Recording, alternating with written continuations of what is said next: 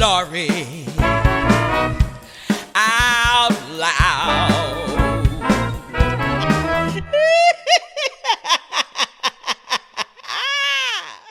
Hey fam, before we dive into today's episode, I've got one quick favor to ask that makes a huge difference.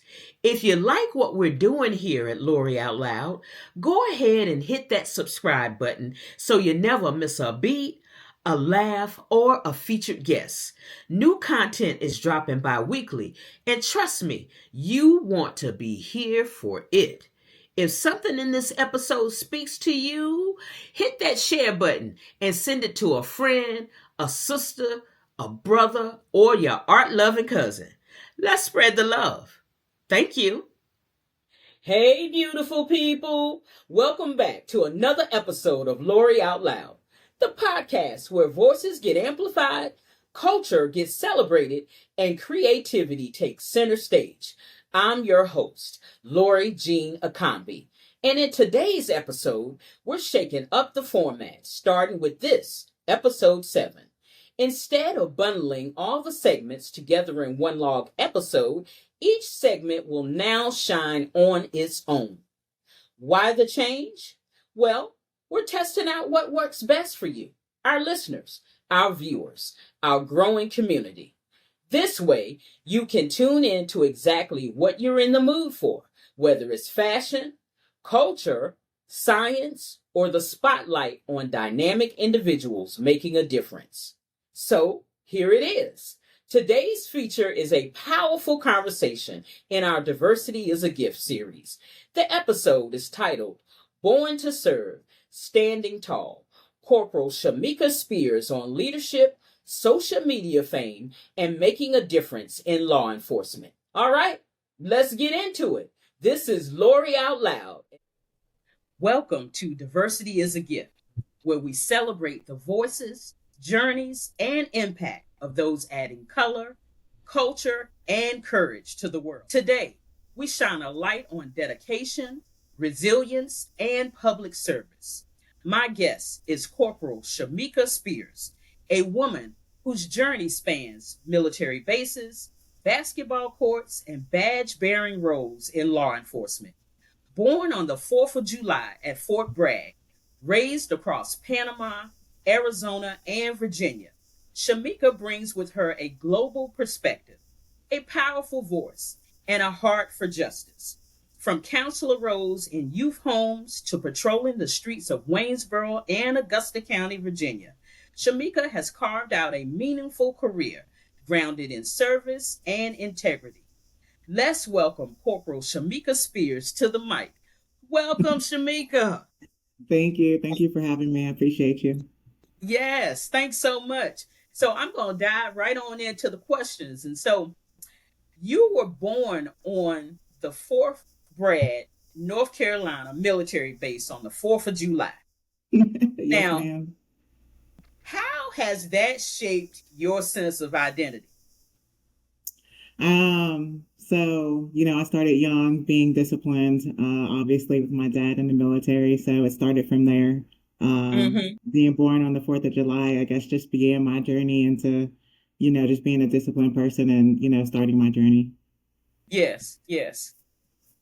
Now, with childhood experiences spanning, across Panama, Arizona, Virginia, how do you think that diversity in your upbringing kind of influenced your worldview? So it just allows me to have a better connection with everyone that I work with.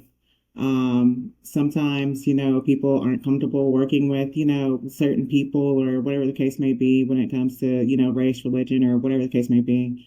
But the, diverse background that I was raised in allows me to feel comfortable to, build a relationship with, everyone in the community, regardless of, sex, gender, race, or religion, or anything, of that nature. So.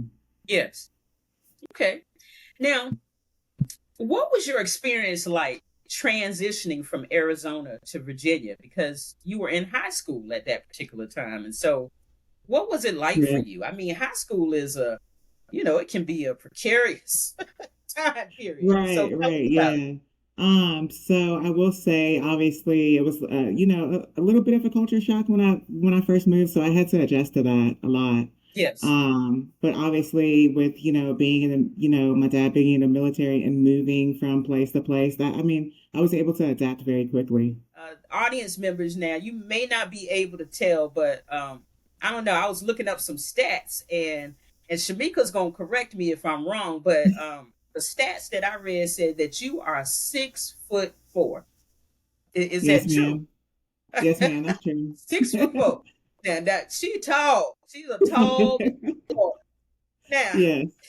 now, so with that, you played basketball. So how did basketball and being on a team influence your leadership style? So I actually used to be, super shy, super quiet, Mm-hmm. and didn't talk to, converse with a lot of people. But Mm-hmm. being on the basketball team, being comfortable, showing my skills out there on the court, it kind of automatically brings that, leadership quality, when you show your presence, and you're able to Yes. dominate. Yes. Shamika, what drew you to study sociology and religion in So, college? Because you went to so Elon, right? Yes, ma'am. So I will say, I first wanted to be a lawyer. I wanted to be an attorney. But when Okay. I got there, they didn't have that option. So sociology was the closest thing to that. Okay. So yeah, so that's why I got involved in sociology. It kind of gave me a mix of everything. Now, what led you to law enforcement? Hey, beautiful people. It's Lori Gina Combi, your host of Lori Out Loud. If you're enjoying the journey so far, I'd be so grateful for your support. You can contribute through Cash App at $Lori Out Loud. That's $Lori Out Loud. Every little bit helps me keep going, growing, and sharing out loud. Thank you so much. Well, I will say, so when I graduated from college, my mom ended up being pulled over by someone. And the cop wasn't so nice to her. I didn't like the treatment that she received because I mean, she's Yes, a pastor. Everyone loves my mom. Uh, yes, so it kind of like infuriated me a little bit. So from there, mm, from, having the degree that I had and obviously wanting to, be an attorney as, the first, point of what I wanted to be. But then graduating and then that happening, yes. it just sparked my interest in, joining law enforcement and being different. Law enforcement is demanding. I mean, emotionally, physically, spiritually, even some would say. How do you protect your peace? So I will say, being in law enforcement, there has to be a separation from, your work and then your personal life. Yes, Some aren't able to separate that, and it, yes, constantly is on their mind and it feeds on them. So I yes, will say God has blessed me with the technique to be able to, separate, my work, life from my personal life. yes, And then obviously you have things that you do in your personal life to help yourself, care for yourself. One of the yes, things that I do is work out a lot. Um, yes, just to, have better health and it keeps your mind clear. And then, yes, like I said, my mom's a pastor, so I do, attend her church as well. So all those yes. things do, help. Tell us about being named Deputy of the Year in 2022. What did that recognition mean to you? It definitely meant a lot. Because I work hard and I always have since I've been in law Yeah, enforcement. I don't know how to do anything else than that. So, to be recognized for, what I do, I mean, it felt good. I felt like I was, paying off with my hard work. yes, yes. Now, was there a moment, and I'm sure that moment, that being awarded the Deputy of the Year could, also be this moment that I'm talking about, but was there a moment early in your career that confirmed for you that you had made the right choice indeed for yourself by going into law enforcement? I don't know if there's like a, a special moment that pinpoints Mm-hmm. that. But my entire journey and career being in law enforcement kind of just lets me know that I made the right choice to be in this career. Yes, yes. Now, what were some of, because you've worked for, right now you're working for Augusta County, the sheriff's office there, Yes, and ma'am. then you have worked here in Waynesboro too at the police department. Correct. So what Yes, were ma'am. some of the differences between Um, working so, for the Waynesboro PD versus the Augusta County Sheriff's Office? so I will say Waynesboro, that's where I received my training. So I do feel like I benefited, from the training that I received at Waynesboro Police Department. Mm-hmm. Um, So and then Waynesboro, it's a smaller jurisdiction. So you can Yes, kind of, learn the whole process and of being, a skilled, law enforcement officer. yes. So all that shaped me into, building me to be, a stronger, police officer and then, Mm-hmm. going over and transferring to Augusta County to where it's a larger jurisdiction and dealing with a lot more people. Yes. So it gave me my, my stomping grounds and all that stuff. So As a Black woman in law enforcement, have you ever felt the pressure to code switch or adapt in order to be taken seriously? so I will say, I mean, I've always been myself. I don't know how Mm-hmm. to be anything else. Yes, So I've always been myself. Obviously some people, don't like me and some people do like me. I can't please everybody out here. yes, So being myself is the best way that I know how to be out here. that's it. So That's it. that's Say it. it again. Yeah, yeah, Mm-hmm. for sure. For sure. Now, you have advanced from a deputy sheriff to corporal. What is your leadership philosophy now as a corporal on patrol? So my leadership philosophy is just leading by example. I like to get out there and work with the guys and just basically show them how it's supposed to be done. Being a Mm-hmm. leader or not, because when I wasn't a corporal, I still did the same thing. Got out there, Yes, work, take reports, take calls. I mean, everything that I had to do. So nothing's different just by the title to corporal. yes, yes. Now, Shamika, what does meaningful community policing look like to you? So I think that's, building a relationship with the community, going out and Mm-hmm. showing them that you're out here, trying to make a difference. I think that's meaningful to the community to where they can see that you're trying to make a difference by working Mm-hmm. hard. Can you share a moment where your presence made a difference on a call? So not just as an officer, but as you, Shamika. I would like to say, I mean, I can't really pinpoint like a specific moment or a specific call or anything like that. Because when I deal with people, it doesn't matter who they are, whatever the circumstances, I try to, go above and beyond, to solidify, the need at that point in time. Mm-hmm. And usually I, walk away with the call with the person, commending me on, being, making a difference and helping them. Mm-hmm. Even if they see me, after the fact, they'll still come up to me and thank me for helping them in whatever situation that it was. So Yeah. I treat Yeah. every call, I go above and beyond with regardless of whatever it is and whoever it is. So, Mm-hmm. and just remain, myself through the process. Yeah. And I think that goes a long way. Yeah. Now, Shamika, how do you think, what has led you to be grounded, like feeling like you can be your authentic self, feeling like you can be your competitive self? What has your family, your mom, your dad, you talked about your dad's military service for 20 years, you talked about your mom being a pastor, what do you think kind of influences you and helps you be your most genuine authentic self? So I think all of it from the start, my dad being in the military, being able to adapt to different, situations, locations, culture aspects, whatever the case may be. And then, being disciplined with, basketball, in college, Yes. being a student athlete is not easy at all. It takes massive amount of discipline.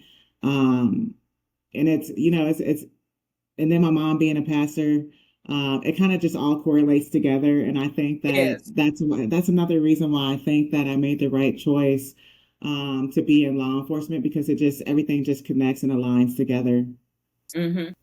Now, you also said that you have two older brothers. How do you think they kind of play into the mix? Yeah, so I mean, yeah, so my older brothers, I mean, they tell me that they're proud of me.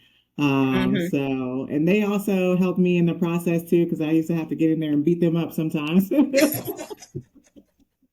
used to run crying to my mom when my older brothers would pick on me or we're in there fighting, and she'd just Hmm. tell me to put my foot down. And if I came in there one more time, that I was going to be the one in trouble. So so everything just aligns together and, made me the person that I am today.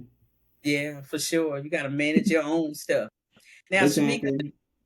this next question may make you smile or roll your eyes now, but Uh-oh. you you become a Facebook celebrity thanks to the Spotify page. Yes, I mean, Monica. people recognize you, they share your location, they Right, take pictures. Girl, they right. even comment on your good looks. I mean, I read one, they were like, "Oh my God, I didn't know she was so beautiful." I'm like, what are we doing right now? I mean, ain't she writing you a ticket? Yeah, yeah. Yeah, just being kind and just showing up. I mean, it kind of just works for me. Like my height, everything. I mean, it kind of just goes all together. I really can't say Yeah. anything else more than that. Everything just aligns for me.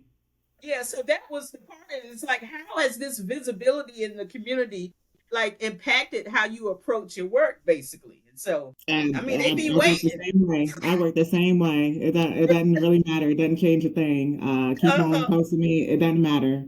Yeah, It's the yeah, same thing I tell people at work. Because they're like, "Oh, they're posting your location. Like, you got to be careful." But it's like, at the end of uh, the day, I'm in law enforcement. I know that it's a dangerous job. So yeah, I'm not going to change anything about what I yes, do. I'm going to keep on being me and treating people with respect. yes. And that goes a long way. How do you balance being firm as a police officer, but also being empathetic in this line of work? I think there's a time and a place for everything.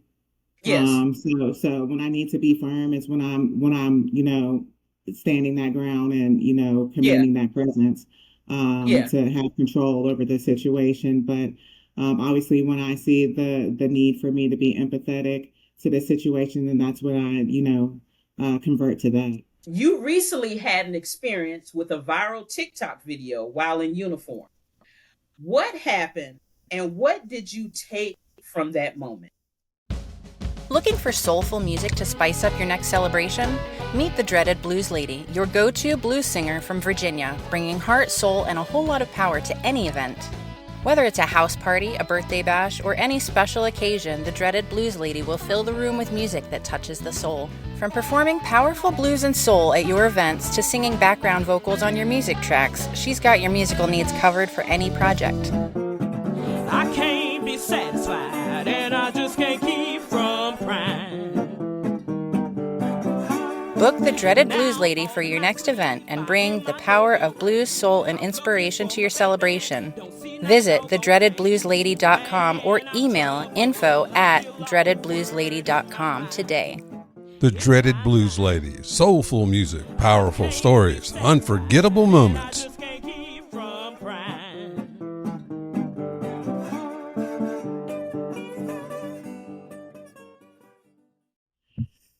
So I won't really speak much on that.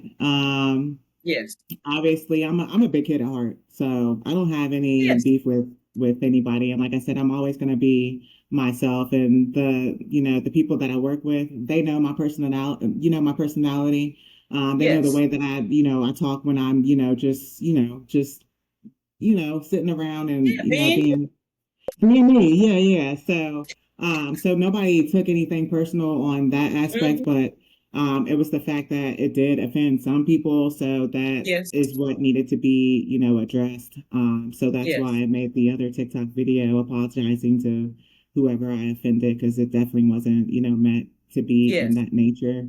yes, So the situation just taught me to be careful about what I say, yes. even if, I am just being myself, that some people can still, take offense to things.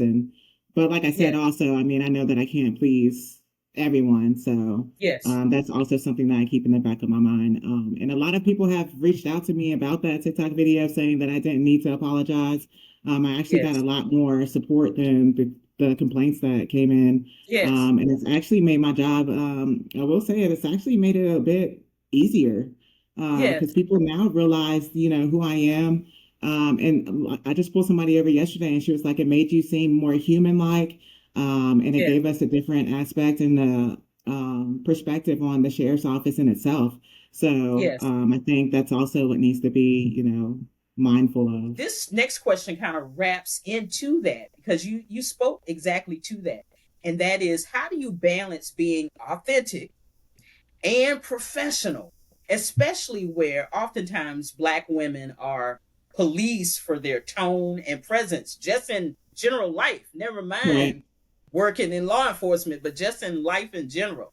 There's just much more, you know, higher expectations about how one should act and how one's tone should be and things like that. So, how do you balance it all?